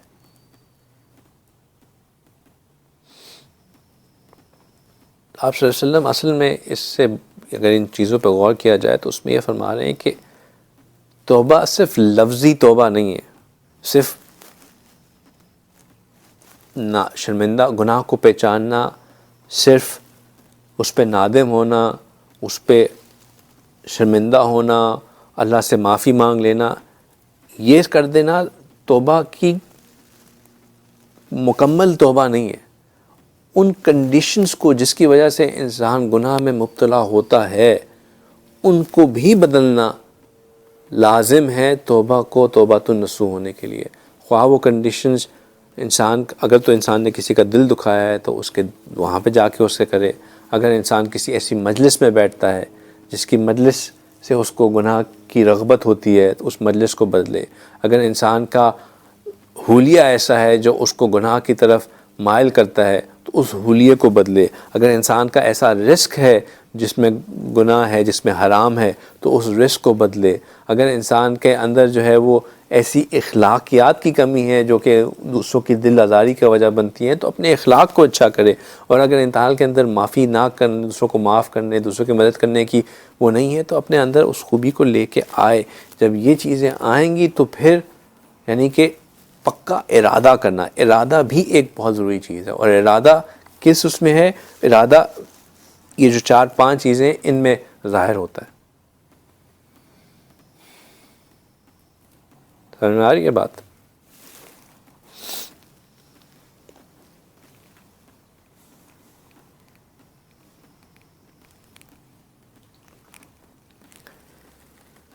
ایک توبہ تو یہ ہے کہ انسان گناہ چھوڑ کے نیکی کی طرف آئے۔ انسان ابھی گناہ میں پڑا ہوا ہے، نافرمانی کے کاموں میں پڑا ہوا ہے، ان سے نکلے اور اللہ سبحانہ تعالیٰ کی طرف آئے۔ اللہ سبحانہ تعالیٰ نے کہا کہ والذین اذا فعلوا فاحشۃ او ظلموا انفسهم، کہ جو لوگ ابھی فحش کام کرتے ہیں، اپنی نفس پہ ظلم کرتے ہیں، ذکروا اللہ فاستغفروا لذنوبہم، پھر اللہ کا ذکر کریں اور اللہ تعالیٰ ان کے گناہوں کو معاف کرتے ہیں۔ تو یعنی کہ گناہوں سے نکل کے اللہ کی طرف لوٹنا۔ پھر دوسری توبہ یہ ہے کہ انسان چھوٹی نیکی سے بڑی نیکی کی طرف آئے، کہ ابھی ہم کم کام کرتے تھے پھر زیادہ نیک کام کرنا شروع کر دیں، ابھی ہمارے اندر کم خیر تھی، ہم اپنے اندر زیادہ خیر کو لے آئیں۔ حضرت موسیٰ علیہ السلام نے کہا انی تبت علیک، حالانکہ حضرت موسیٰ علیہ السلام تو پیغمبر تھے، معصوم تھے، ان کے اندر تو کوئی گناہ نہیں تھا، لیکن ان کی توبہ اس لیے تھی کہ وہ چھوٹی نیکی سے بڑی نیکی کی طرف آ جائے۔ اور پھر ایک نیکی تو توبہ یہ ہے کہ بندہ اپنے پچھلے مقام سے اگلے مقام کی طرف چلا جائے، اللہ کے وصل کو حاصل کرنے میں جو دیر ہوئی اس کے اوپر بھی توبہ کرے۔ آپ صلی اللہ علیہ وسلم فرماتے تھے کہ میں ایک دن میں اپنے دل پہ جو ایک پردہ آتا ہے، ایک سیاہی آتی ہے، اس کو دور کرنے کے لیے دن میں 100 مرتبہ، کئی کچھ حدیث میں 70 مرتبہ، کچھ دفعہ میں حدیث میں 100 مرتبہ توبہ کرتا ہوں، استغفار کرتا ہوں۔ تو وہ آپ صلی اللہ علیہ وسلم کا استغفار کرنا اس حدیث میں نہیں تھا کہ آپ صلی اللہ علیہ وسلم نعوذ باللہ کسی گناہ میں مبتلا ہوتے تھے، آپ صلی اللہ علیہ وسلم تو خیر ہی خیر تھے۔ اس لیے تھا کہ آپ صلی اللہ علیہ وسلم اللہ کے قرب پانے میں، ایک مقام سے اگلے مقام پانے میں جو تاخیر ہوتی تھی اس کی وجہ سے اس پہ استغفار فرماتے تھے۔ اور جب بندہ توبہ کرے تو توبہ مکمل یقین کے ساتھ کرے، مکمل یقین کے ساتھ کرے کہ اللہ سبحانہ تعالیٰ میری توبہ کو قبول فرمائیں گے، اس میں کسی شک کی گنجائش نہ رکھے، کیونکہ شک جو ہے وہ پھر شیطان کو موقع دیتا ہے کہ جی میری تو توبہ قبول ہی نہیں ہوئی، میں تو ہوں گناہ گار آدمی، میں تو بس گناہ ہی کرتا رہوں تو بہتر ہے۔ توبہ کرے تو پختہ یقین کے ساتھ کرے کہ یہ اللہ کے ساتھ توبہ ہے، اور اللہ تو انتظار میں ہوتے ہیں کہ میرا بندہ کب میرے سے توبہ کرے گا اور میں اس کی توبہ کو قبول کروں۔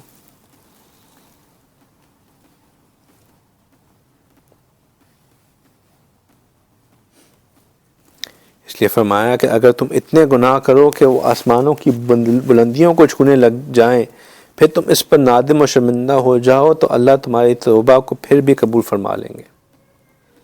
اللہ سبحانہ تعالیٰ کے ہاں کوئی کمی نہیں ہے، اللہ تعالیٰ کے خزانوں میں اگر اللہ تعالیٰ اس دنیا میں تمام گنہگاروں کے تمام گناہوں کو، اور ہر بندے کے گناہ اتنے ہوں کہ جتنے اس دنیا کی میں جو ریت کے ذرے ہیں اتنے ہوں، یا آسمان میں جتنے ستارے ہیں، ہر بندے کے گناہ اتنے زیادہ ہوں، اور پھر بھی تمام آج تک جتنے بندے آئے اور جتنے بندے آئیں گے ان سب کے گناہ اتنے، ہر ایک بندے کے اتنے زیادہ ہوں، اللہ سبحانہ تعالیٰ اتنے گناہوں کو بھی معاف فرما دیں تو اللہ تعالیٰ کے جو ہے ذخائر میں سے ردی برابر بھی کمی نہیں آئے گی۔ اللہ سبحانہ تعالیٰ کو معاف کر کے کوئی کمی محسوس نہیں ہوتی۔ دیکھیں، چار چیزوں سے چار چیزیں ضرور ملتی ہیں۔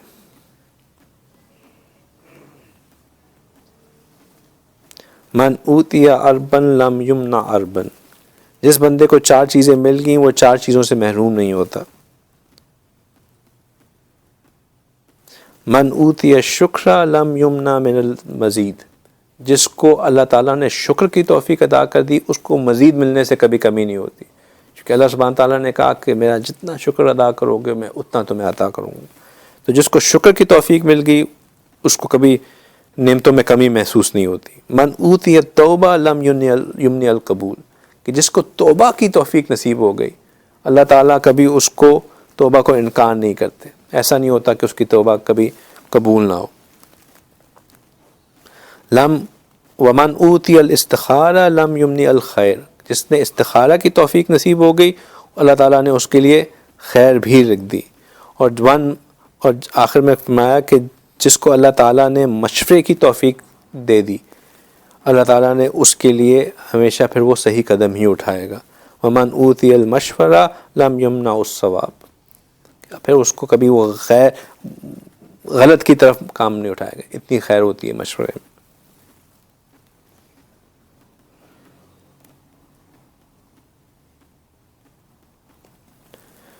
اب توبہ کی قبولیت کی علامات کیا ہوتی ہیں؟ سب سے پہلی علامت یہ ہوتی ہے کہ انسان آئندہ گناہ کرنے سے محفوظ ہو جاتا ہے۔ انسان جب گناہ کرنے لگتا ہے تو اس کو احساس آتا ہے، اس کے ضمیر جاگ جاتا ہے، وہ اس کو احساس دلاتا ہے کہ اب تم کچھ غلط کرنے جا رہے ہو، اور یہ ضمیر کا جاگنا انسان کو روک لیتا ہے۔ ڈیفنس سسٹمز الرٹ ہو جاتے ہیں، انسان کے اندر ایک ڈیفنس میکنزم پیدا ہو جاتا ہے، اس کو کوئی یاد دلانے والا ہو جاتا ہے، انسان کا ضمیر اس کو یاد دلاتا ہے، اس کے ارد گرد کا ماحول اس کو یاد دلاتا ہے کہ میں کچھ کرنے جا رہا ہوں۔ تو یہ انسان کے گناہوں کی توبہ کی نشانی ہوتی ہے۔ دوسری نشانی جو انسان کے فائدے مند ہوتی ہے گناہوں کو کرنے سے، کہ انسان نیکوں کے قریب ہو جاتا ہے، اللہ تعالیٰ اس کو بری محفلوں سے نکال کے نیکوں کی محفلوں میں لے آتا ہے، اپنے بندوں کا قرب نصیب کر دیتا ہے، اللہ والوں سے جوڑ دیتا ہے۔ یہ اللہ کی توفیق ہوتی ہے، اللہ کی رحمت ہوتی ہے۔ پھر جب انسان نیکوں کے قریب ہوتا ہے تو بروں سے خود بخود دور ہونا شروع ہو جاتا ہے۔ بہت سے لوگ میں نے ایسے دیکھے جب اس سلسلے میں آئے تو ان کے دوست بہت مختلف تھے، اس سلسلے میں آنے کے بعد ان کے وہ دوست بالکل ہی بدل گئے، وہ دوست ہی دو نہیں آ رہے۔ تو جب دوستیاں ہی بدل گئیں تو جو بری عادتیں تھیں وہ بھی خود بخود چھوٹنا شروع ہو گئیں۔ پھر اللہ سبحانہ تعالیٰ تھوڑی سی چیزوں پہ اپنی رضا عطا فرما دیتے ہیں، بندہ راضی ہونا شروع ہو جاتا ہے، جو ملتا ہے اس پہ بندہ خوش ہونا شروع ہو جاتا ہے، بندہ آخرت کی تیاری میں مشغول ہو جاتا ہے، بندے کو فکر لگ جاتی ہے کہ میں نے کہیں جانا ہے، میں نے آگے کہیں جواب دینا ہے، بندہ اس کی تیاری میں مشغول ہو جاتا ہے، اس کی تیاری میں لگ جاتا ہے۔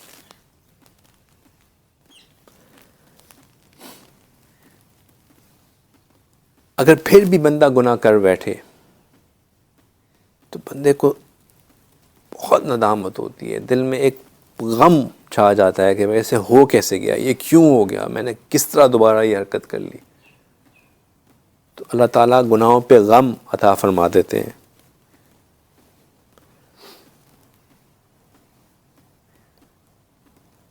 اور سب سے بڑی چیز جو نعمت جو نصیب ہوتی ہے، جو علامت ہوتی ہے، کہ بندہ دل میں اللہ سے راضی ہوتا ہے، شکوہ نہیں ہوتا۔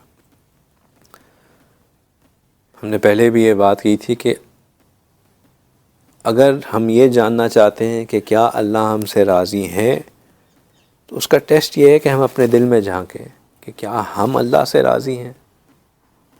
اگر ہمیں محسوس ہو کہ ہاں ہم اللہ سے راضی ہیں, ہمیں اللہ سے کوئی شکوہ نہیں ہے, تو اس کا مطلب ہے کہ اللہ ہم سے راضی ہے. اگر ہم اللہ سے شکوے کر رہے ہیں تو وہ شکوے ہمارے گناہوں کی وجہ سے ہیں جو ہمیں اللہ سے دور کیے ہوئے ہیں.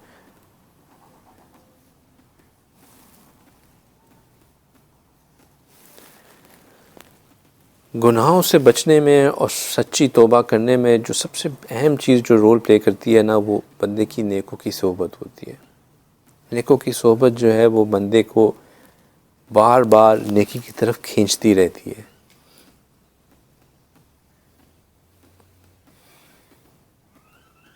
انسان جہاں بیٹھتا ہے, جس ماحول میں بیٹھتا ہے, اس کا اثر ضرور لے کے جاتا ہے. وہ ایک دنیا کی بڑی اچھی اگزامپل دی جاتی ہے کہ اگر ہم کسی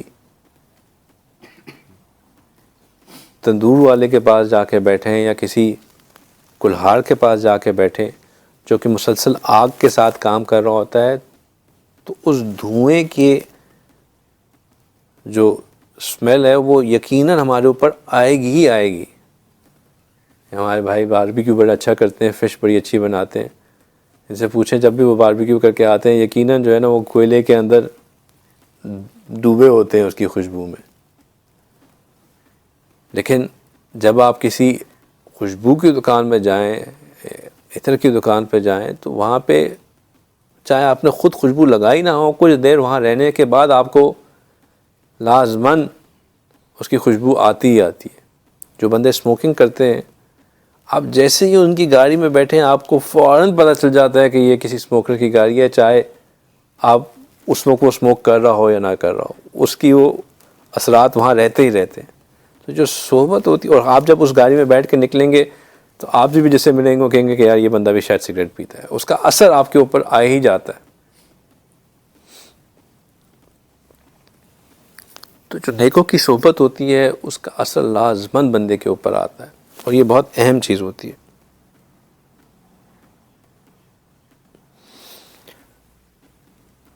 صحابہ کے اثرات میں سے ایک واقعہ لکھا جاتا ہے کہ حضرت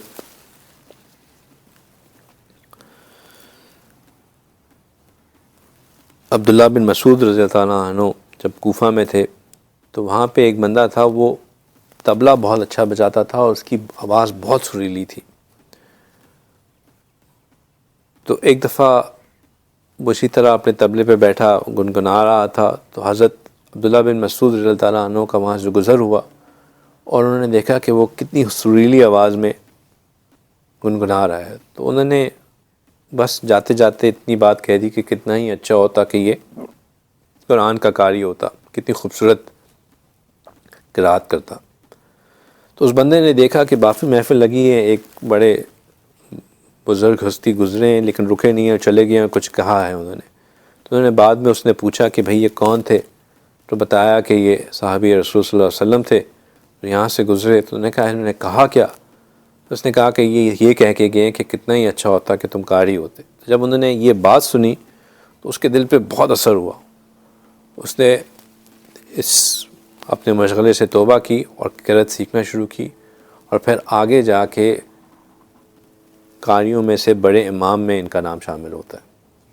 تو وہ ایک لمحہ اللہ کے بندے کی جو نظر ان کے اوپر پڑی, اس نے کیسے ان کے دل میں تبدیلی کر دی.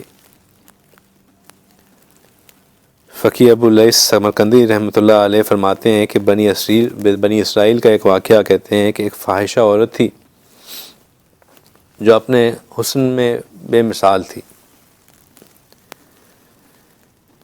ایک دفعہ ایک نیک اور عابد بندہ نوجوان تھا, اس کی نظر اس کے اوپر پڑی تو وہ اس کے عشق میں مبتلا ہو گیا اور اس سے ملنے کی خواہش اس کے اوپر غالب آ گئی. اس نے اس کو ساتھ کچھ پیسوں پہ بات طے کر لی کہ میں تم سے ملوں گا. تو جب وہ اس کے قریب ہونے لگا تو ایک دم سے اس کے اندر اس کے ضمیر نے اس کو جگایا کہ تم یہ کیا کر رہے ہو. تو اس کے اندر اللہ کا ڈر غالب آیا تو وہ کپ کپانے لگ گیا. جب وہ کپ کپانے لگ گیا تو اس عورت نے پوچھا کہ تمہیں کیا ہوا؟ تو اس نے کہا کہ نہیں, مجھے اب بہت ڈر لگ رہا ہے کہ اللہ مجھے دیکھ رہے ہیں اور میں کیا کر رہا ہوں، تو تم سے میری جو بات طے ہوئی تھی وہ پیسے تم رکھو، میں بس جا رہا ہوں. اور وہ وہاں سے بھاگ نکلا تھا. جب وہ بھاگ نکلا تو اس عورت نے کہا کہ یہ ایک نوجوان بندہ تھا، زندگی میں پہلی دفعہ گناہ کرنے لگا تھا، اس کو احساس ہوا کہ اللہ مجھے دیکھ رہے ہیں اور یہ رک گیا. تو میں تو روز گناہ کرتی ہوں، اللہ تو مجھے بھی دیکھ رہے ہیں، تو میں کیوں نہیں رکتی؟ جب اس کو اس بات کا احساس ہوا تو اس نے کہا کہ میں بھی اب اس سے توبہ کرتی ہوں. اس نے پتہ کروایا کہ نوجوان کہاں رہتا تھا، پوچھتے پچھواتے وہ اس کے گھر پہنچ گئی. اب اس نے گھر پہنچی تو نوجوان باہر نکلا، دیکھا یہ عورت واپس آ گئی، اور اس کو ڈر لگا کہ اب تو میں بڑا میری بدنامی ہو جائے گی، شرمندگی ہو جائے گی، کہیں مجھے دوبارہ گناہ کی طرف نہ بلا لے. تو اس خوف اور ڈر سے وہ چل بسا. تو لوگوں نے اس عورت سے پوچھا کہ کیا معاملہ ہے بھائی، کیوں تمہیں دیکھ کے اس طرح ہوا؟ تو اس نے بتایا کہ اصل میں ایسا ہوا تھا، اس کی اس بات سے میرے دل کے اوپر بہت اثر ہوا، تو میں تو اس نیت سے اس کے پاس آئی تھی کہ اب میں بھی توبہ کر کے اس کے ساتھ نکاح کر لوں اور اس کی بیوی بن کے رہوں. تو ایک بندے کی نیکی کی وجہ سے کس طرح جو ہے اس عورت کے دل میں تبدیلی آئی اور اللہ نے اس کی زندگی کو بدلا.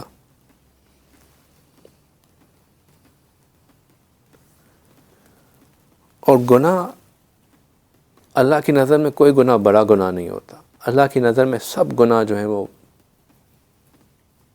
معافی کے لائق ہیں.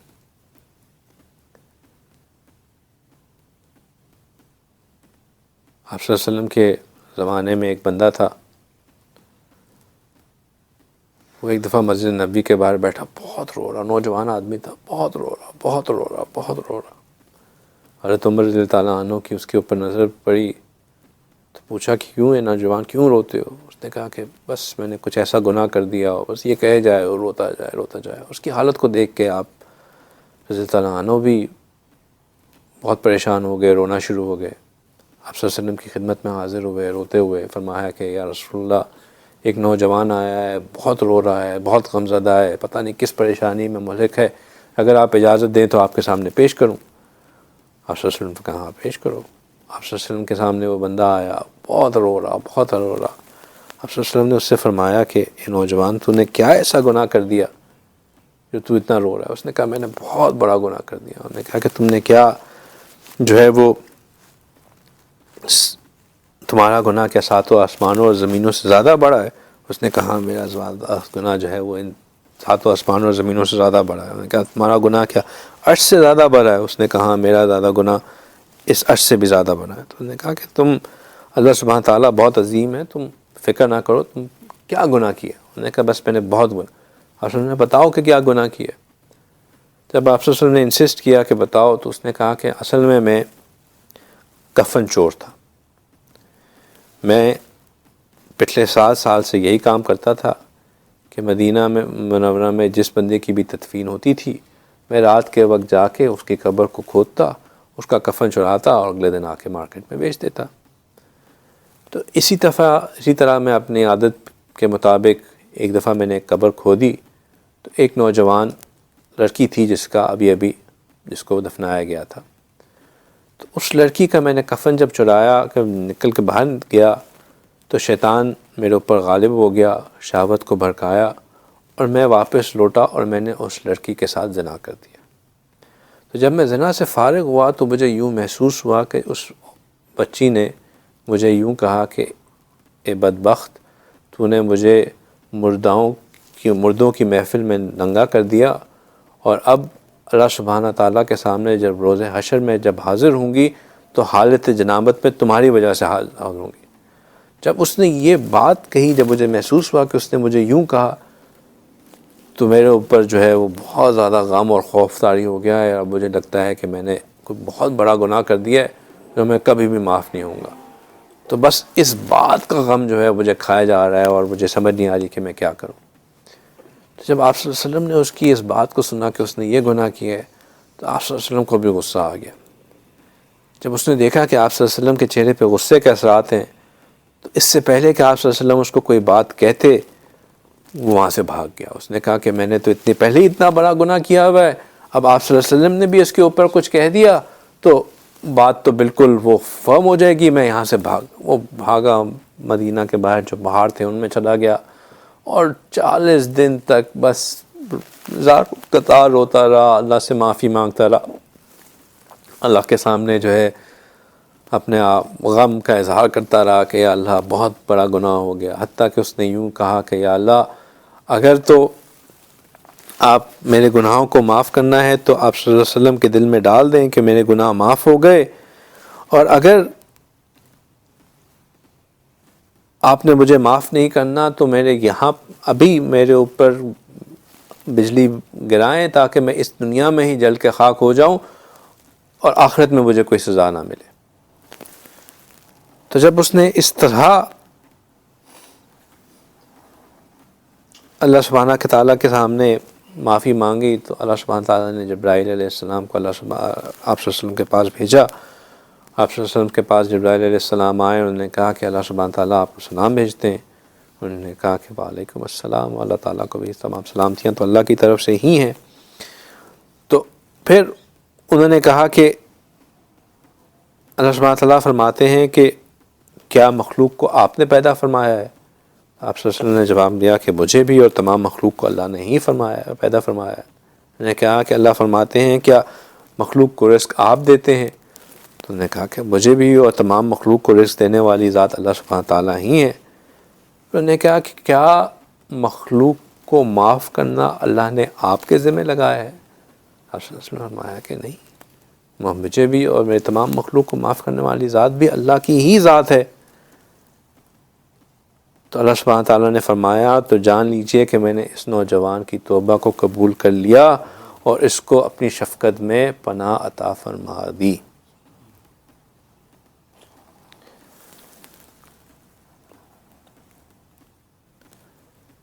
اب ایک بات کو ذرا غور سے سنیں۔ اللہ تبارک تعالیٰ قرآن پاک میں فرماتے ہیں کل یا عبادی الذین اسرفوا علی انفسہم لا تقنطوا من رحمت اللہ ان اللہ یغفر الذنوب جمیعا انہ غفور الرحیم۔ اے میرے بندوں، کل یا عبادی الذین اسرفوا، جنہوں نے اپنی جانوں پر، الذین اسرفوا علی انفسہم، جنہوں نے اپنی جانوں پر بہت زیادتی کی، لا تقنطوا من رحمت اللہ، کہ اللہ کی رحمت سے مایوس نہ ہوں، ان اللہ یغفر الذنوب، بے شک اللہ سب گناہوں کو معاف فرماتے ہیں، انہ هو الغفور الرحیم، اور وہ معاف فرمانے والے رحم فرمانے والے ہیں۔ علماء نے اس آیت سے 10 نکات نکالے ہیں۔ کہتے ہیں کہ اللہ سبحانہ تعالیٰ نے سب سے پہلے اس آیت میں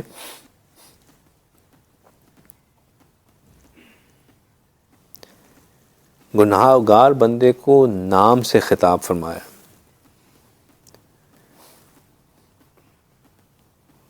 یعنی کہ وہ بندہ گنہگار ہے لیکن اللہ سبحانہ تعالیٰ نے اس کو خارج نہیں کیا، یہ اللہ کی رحمت ہے۔ ورنہ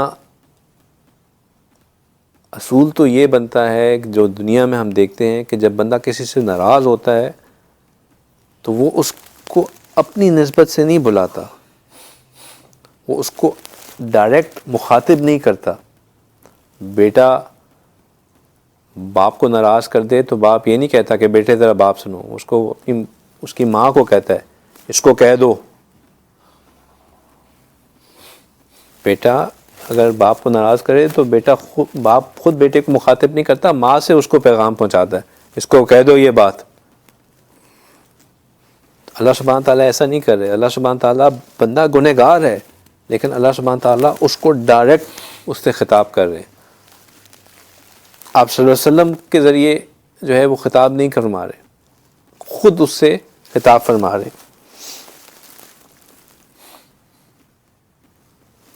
پھر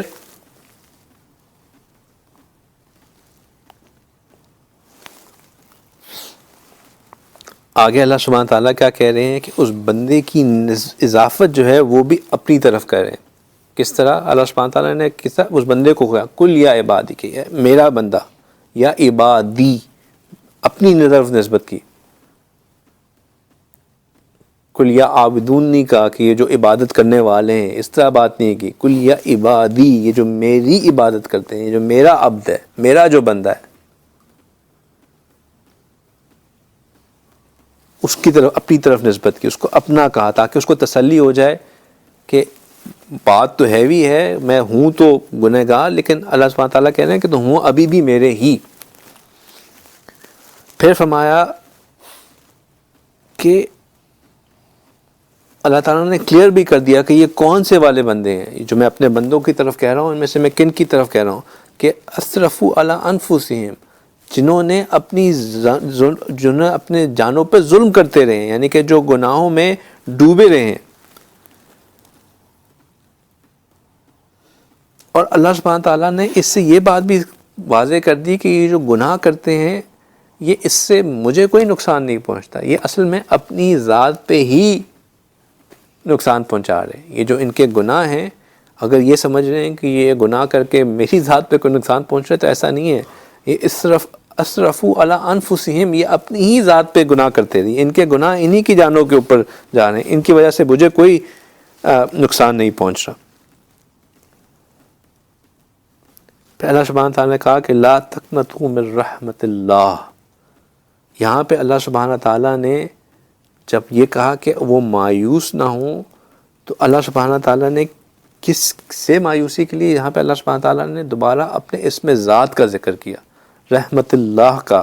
یہاں پہ اللہ سبحانہ تعالیٰ اپنی کسی صفاتی نام کا بھی ذکر کر سکتے تھے، یہ بھی کہہ سکتے تھے کہ لا تقنطوا من رحمتی، کہ میری رحمت سے مایوس نہ ہو. لیکن اللہ سبحانہ تعالیٰ نے امفسائز کرنے کے لیے، تاکہ اس بات کو کلیئر ہو جائے، اللہ کے اسم ذات کا ذکر آ جائے، اللہ تعالیٰ نے یہ بھی کہہ دیا کہ اللہ کہ لا تقنطوا رحمت اللہ، کہ اللہ کی رحمت سے مایوس نہ ہو. پھر اللہ سبحانہ تعالیٰ اپنے نام کو مکرر لائے، پھر دوبارہ کہا ان اللہ، دوبارہ اس بات کو فرم اپ کیا کہ بے شک اللہ ہی ہیں. کون؟ یغفر الذنوب جمیعاً. اب اس میں لفظ جمیعا لے کے آئے، یہ جو اس جگہ پہ جو جمیعاً کا لفظ لے کے آیا، اللہ تعالیٰ نے کہا کہ یہ بلینکٹ ہے، اس میں کوئی گناہ اوپر نیچے نہیں ہوتا، کوئی گناہ ایسا نہیں ہے کہ ہم کہیں کہ یہ مٹ جاتا ہے یہ رہ جاتا ہے. نہیں، ہر گناہ اکراس دا بورڈ تمام گناہ معاف ہو جاتے. پھر فرمایا انہو هو الغفور الرحیم. اللہ سبحانہ تعالیٰ نے اپنی دو صفات کا ذکر کیا کہ میں غفور بھی ہوں، یعنی کہ نہایت مغفرت کرنے والا، اور میں رحیم بھی ہوں، یعنی کہ بہت رحم کرنے والا بھی ہوں. اور انہوں نے فرمایا کہ یہ جو انہو ہوا جو ہے یہ حصر کے لیے ہے، یعنی کہ یہ ایک باؤنڈری ڈرا کرنے والے کے لیے ہے کہ اللہ سبحانہ تعالیٰ کہہ رہے ہیں کہ میں نے ہر چیز کو اس میں انکمپس کر دیا، ہر چیز کو سمیٹ لیا اس میں. تو یہ آیت جو اللہ تعالیٰ نے، بڑی حوصلے والی آیت ہے، بڑی ہمت والی آیت ہے. اس سے بندے کے اندر بہت امید پیدا ہونی چاہیے.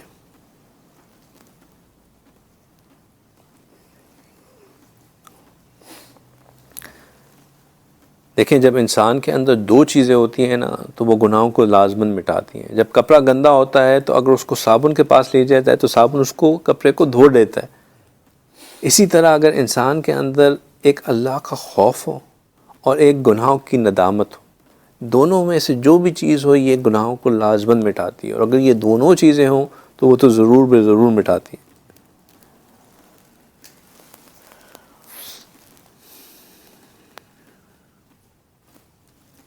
اور پھر اگر انسان کو اس بات کا غم ہو کہ میرے گناہوں کی وجہ سے مجھے اللہ سے ملاقات نہیں ہوگی، اللہ کا حجاب میرے اوپر ہوگا، تو یہ بات بھی انسان کو گناہوں سے بہت زیادہ روکتی ہے.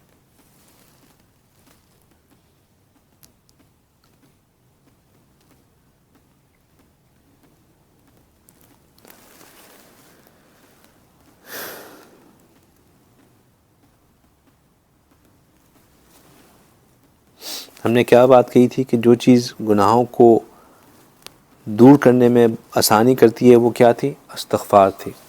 حضرت امام بصری رحمۃ اللہ علیہ فرماتے ہیں کہ اکثروا من الاستغفار، استغفار پہ کثرت کرو، فی بیوتکم، اپنے گھروں میں، وعلی مواعدکم، اپنے دسترخوانوں پہ، فی طروقکم، اپنے راستوں پہ، فی اسوارکم، اپنے فی اسواقکم، اپنے بازاروں میں، وفی مجالسکم، اپنی مجلسوں میں، و ایمانا کنتکم، اور تم جہاں کہیں بھی، اینما کنتم، اور تم جہاں کہیں بھی ہو وہاں پہ. کیوں؟ تمہیں معلوم نہیں کہ مغفرت کب تمہارے کام آ جائے اور اللہ کی رحمت کب تمہاری طرف متوجہ ہو جائے. تو کثرت استغفار جو ہے وہ لازم ہے. اللہ سبحانہ تعالیٰ نے نبی پاک صلی اللہ علیہ وسلم کے ذریعے ہمیں دعا سکھائی، رب اغفر لی وارحمنی وتبت علی انک انت التواب الرحیم. بہت سی استغفار کی دعائیں ہیں جو ہمارے معاملات میں استغفار ہے، استغفر اللہ ربی من کل ذنب واتوب الیہ. اس پہ دوام کے ساتھ، کثرت کے ساتھ اس کے اوپر پابندگی کرنی چاہیے.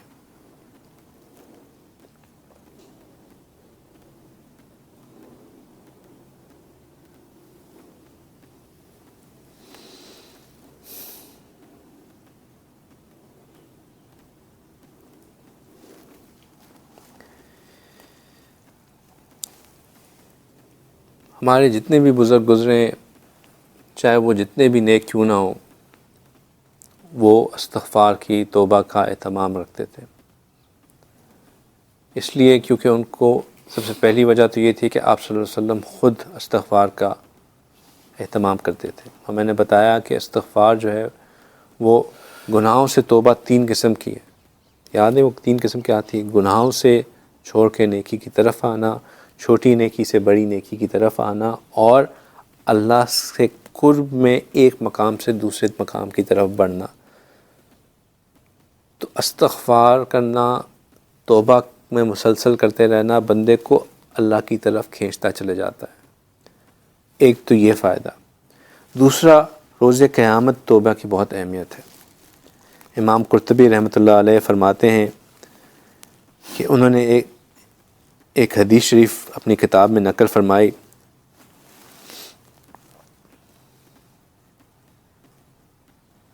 کہ اللہ سبحانہ تعالیٰ قیامت کے دن توبہ کو ایک بہت ہی خوبصورت شکل میں پیش فرمائیں گے، اور اس میں سے بہت اچھی خوشبو آ رہی ہوگی، جیسے کسی خوبصورت انسان سے بہترین خوشبو لگائی ہو تو اس کے قریب آ کر اچھا لگتا ہے. اسی طرح اللہ سبحانہ تعالیٰ توبہ کو پیش کریں گے جس میں سے ایک بہت ہی خوبصورت خوشبو آ رہی ہوگی. لیکن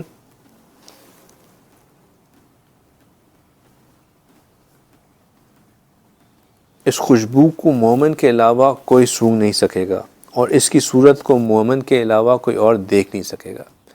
یعنی کہ توبہ کو پیش تو کیا جائے گا اور اس سے خوشبو بھی بہت خوبصورت آ رہی ہوگی اور یہ دیکھنے میں حسین بھی بہت ہوگی، لیکن اس دن مومن کے علاوہ نہ تو کوئی اس کی خوشبو کو سونگھ سکے گا اور نہ ہی کوئی اس کی صورت کو دیکھ سکے گا.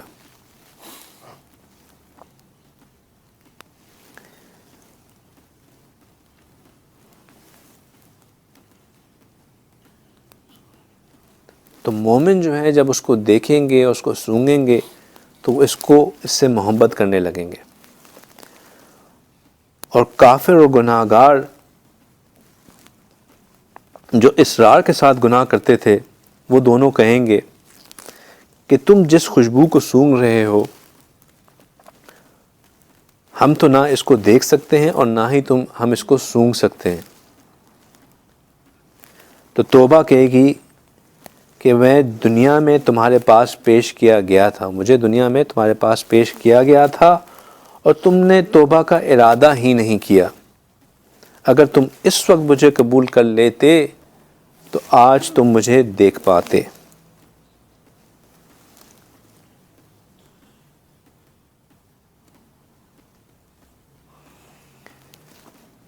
یعنی کہ دنیا میں جب ہمیں توبہ کے موقع ملتے ہیں، ہر ایک کو اللہ سبحانہ تعالیٰ توبہ کا موقع دیتے ہیں. ہر ایک کے دل میں کوئی نہ کوئی احساس ضرور پیدا ہوتا ہے کہ میں ندامت پہ ہوں، غلط پہ ہوں.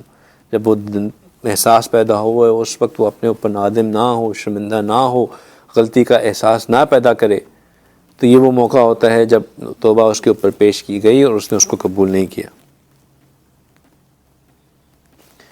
تو جب مجرم لوگوں کو یہ بات کہی جائے گی تو وہ کہیں گے فَيَقُولُونَ نَحْنُ الْيَوْمَ نَتُوبُ، کہ مجرم کہیں گے اچھا ہم آج توبہ کر لیتے ہیں، آج ہم توبہ کر لیتے ہیں۔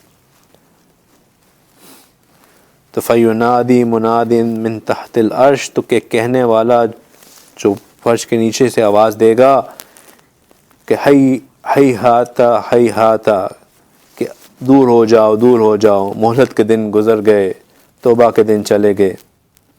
دنیا اور جو کچھ دنیا کے اندر ہے اگر سارا کچھ تم لا کر پیش کر دو تو آج بھی تمہاری توبہ قبول نہیں کی جائے گی، اور نہ ہی تمہارے آنسوؤں پہ کوئی رحمت کی جائے گی۔ بس اس وقت توبہ ان سے دور کر دی جائے گی اور رحمت کے فرشتے ان سے دور ہو جائیں گے۔ اور وہ منادی پھر کہے گا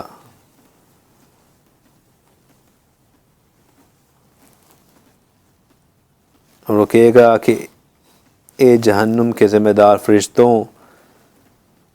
اللہ کے ان دشمنوں کو آ کے جکڑ لو۔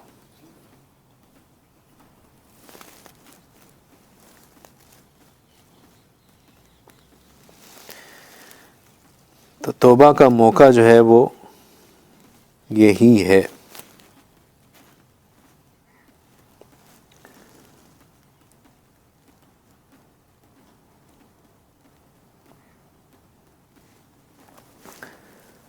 ابو عمر بن علوان رحمۃ اللہ علیہ کے بارے میں ایک واقعہ لکھا ہے کہ اس واقعہ کو سنانے سے پہلے میں ایک بات جو میں نے اس آیت کو ساتھ میں نے آپ سے کہنی تھی وہ یہ تھی کہ اللہ سبحانہ تعالیٰ کیونکہ اللہ سبحانہ تعالیٰ کفر کو معاف فرما دیتے ہیں۔ اللہ سبحانہ تعالیٰ نے قرآن پاک میں اس بات کو کہا کہ اگر کافر اپنی کفر سے باز آ جائیں تو اللہ سبحانہ تعالیٰ ان کو بھی معاف فرما دیں گے، کیونکہ اللہ تعالیٰ اگر اس بڑے گناہ کو معاف فرما دیتے ہیں تو باقی تمام گناہوں کو تو معاف فرمانا بدرجہ اولا ہے۔ تو اس لیے اللہ کی رحمت سے مایوس نہیں ہونا۔ ابو عمر بن علوان رحمۃ اللہ علیہ کے بارے میں لکھا ہے کہ وہ ایک حالت نماز میں تھے کہ کوئی نفسانی شیطانی خیال ان کے دل میں آیا اور نماز کے اندر ان کو شہوت بیدار ہو گئی۔ وہ کہتے ہیں کہ میں نے نماز کو تو مکمل کر لی، لیکن جب میں گھر آیا تو میں نے اپنے چہرے کو سیاہ پایا، میرے چہرے پہ ایک سیاہی آئی ہوئی تھی۔ میرے دل نے گواہی دی کہ یہ جو میرے نماز کی حالت میں میرے اندر شہوت پیدا ہوئی، جو شہوت بیدار ہوئی، اس غفلت کی وجہ سے میرے اوپر یہ سیاہی چھا گئی ہے۔ تو وہ بڑے پریشان ہوئے کہ میں اب کس طرح اس سیاہی کو دور کروں۔ خیر 2 دن توبہ کرتے رہے، کچھ بھی نہیں ہوا۔ پھر سوچا کہ میں اپنے شیخ کے پاس جاتا ہوں، ان کے شیخ حضرت جنید بغدادی رحمۃ اللہ علیہ تھے، میں ان کے پاس جاتا ہوں، ان سے اس کا ذکر کرتا ہوں۔ جس دن شیخ کے پاس جانے کا ارادہ کیا اس دن ان کی سیاہی صاف ہو گئی۔ خیر کیونکہ ارادہ کر چکے تھے، عجیب معاملہ تھا، انہوں نے پھر بھی سوچا کہ میں جا کے شیخ سے بات کرتا ہوں۔ وہ شیخ کے پاس پہنچے، ابھی حضرت جنید کی خدمت میں حاضر ہی ہوئے تھے، تو انہوں نے کہا کہ اگر میں تمہارے گناہ پہ توبہ نہ کرتا، حضرت جنید بغدادی نے کہا کہ اگر میں تمہارے گناہ پہ توبہ نہ کرتا تو تم شاید اسی سیاہی کے ساتھ اللہ کے سامنے پیش ہوتے۔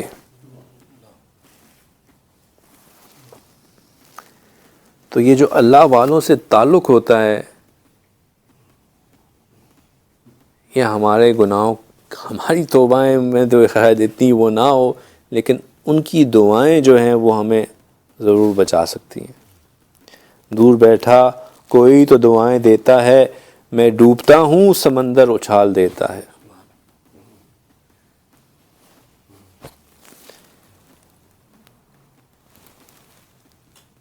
تو استغفار کی کثرت کریں، جو اللہ نے ایک تعلق جوڑا ہے، ایک واسطہ بنایا ہے، اس واسطے سے فائدہ اٹھائیں، اپنے حالات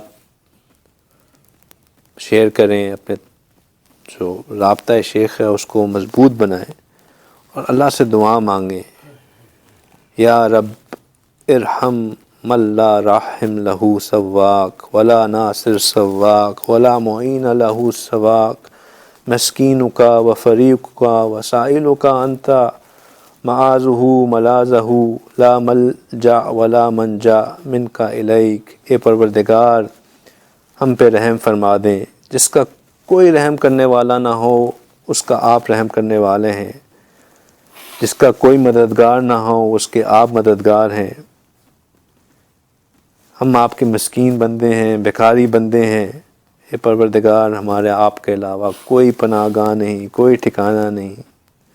یا اللہ صرف آپ ہی ہماری پناہ گاہ ہیں، آپ ہی ہمیں نجات دینے والے ہیں۔ یا اللہ ہمارے حال پہ رحم فرمائیں، ہمارے لیے آسانیاں پیدا فرمائیں۔